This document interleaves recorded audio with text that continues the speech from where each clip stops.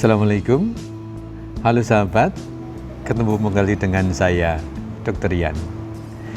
Hari ini kita melanjutkan bahasan mengenai kemoterapi A sampai Z. Nah, sekarang yang kita bahas adalah apakah kemoterapi meningkatkan risiko infeksi. Sahabat sekalian, sebagaimana kita bahas sebelumnya, bahwa memang pemberian obat kemoterapi yang sebenarnya yang disasar adalah sel-sel kankernya, tapi ternyata juga dia mempunyai efek samping pada sel-sel normal.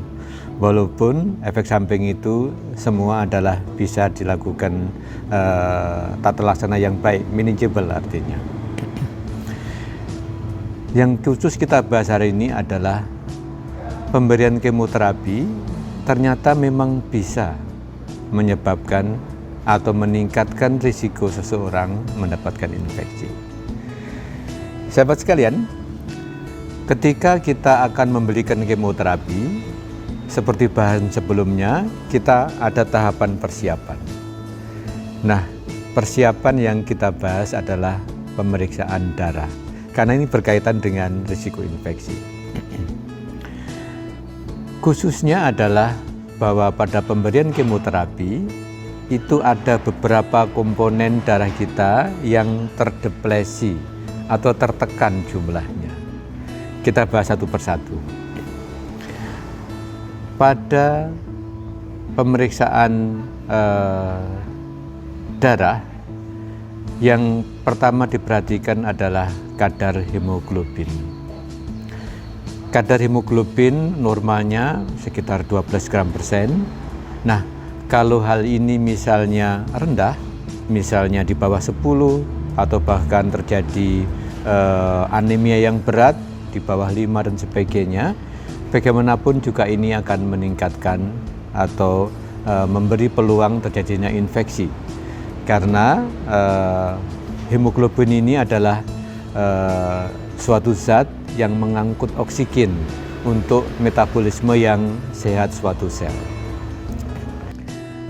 Salah satu hal yang lebih penting dibanding kadar hemoglobin adalah kadar sel darah putih atau leukosit.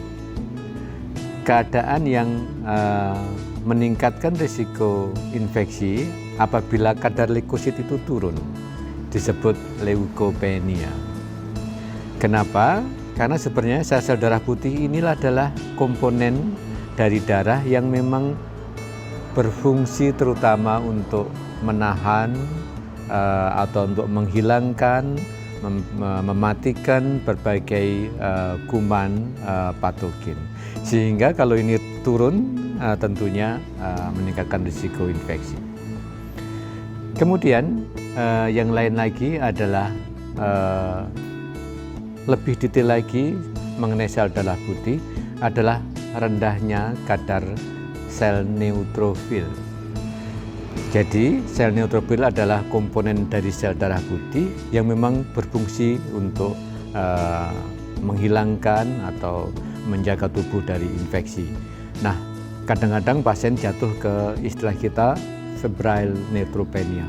Jadi badannya panas, tinggi, karena rendahnya kadar neutrofil. Kemudian satu lagi yang berkaitan adalah rendahnya kadar trombosit, disebut trombositopenia. Sebenarnya trombosit ini tidak berkaitan langsung dengan infeksi, tapi berfungsi menjaga tubuh sehingga tidak gampang terjadi perdarahan. Nah, beberapa hal tersebut adalah efek samping kemoterapi yang kalau tidak dilakukan manajemen yang baik akan membawa pasien menjadi gampang terinfeksi. Nah, sekarang pertanyaan selanjutnya adalah bagaimana menjaga? Ada beberapa tahap. Yang pertama adalah mengantisipasi. Kita seorang dokter ahli kanker sudah mempunyai data obat-obatan kemoterapi apa yang akan menekan komponen apa dari sel darah kita. Itu sudah ada datanya.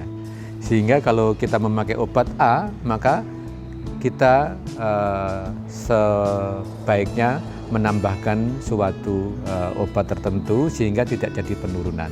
Misalnya adalah obat-obatan untuk merangsang tubuh sumsum tulang kita untuk memproduksi sel-sel darah tertentu lebih baik. Nanti akan kita bahas sendiri obat-obatan apa yang bisa merangsang sumsum tulang kita untuk memproduksi sel-sel darah putih ataupun sel darah merah. Kemudian yang lain adalah tentunya dengan memonitor. Jadi setiap kemoterapi akan dipantau efeknya secara fisik tapi juga secara laboratorium, sehingga ketika dipantau terjadi penurunan, sebelum terjadi infeksi kita bisa menambahkan.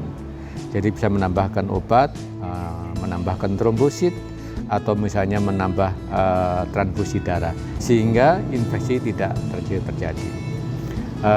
Itu beberapa hal. Nah, kalau sudah terjadi bagaimana? Kalau sudah terjadi infeksi, maka kita harus memberikan antibiotika yang sesuai. Jadi memang bisa terjadi karena memang pasien kanker bagaimanapun status imunnya akan rendah. Kadang gizinya juga tidak cukup, apalagi ketambahan masalah yang terkait dengan efek samping ini bisa saja jatuh ke dalam misalnya febrile neutropenia. Bahkan kadang-kadang pasien harus diisolasi untuk dipulihkan keadaan umumnya sehingga terhindar dari risiko infeksi. Sahabat sekalian, demikian bahasan mengenai apakah memang benar. Ternyata memang benar apabila tidak dijaga bahwa kemoterapi bisa meningkatkan risiko infeksi pada seorang pasien yang sedang dalam pengobatan. Demikian, silakan ajukan pertanyaan atau memberikan komentar di kolom komentar. Nanti akan kita bahas di dalam sesi Tanya Dr. Yan Asmi. Demikian sahabat, take care, stay healthy, see you tomorrow.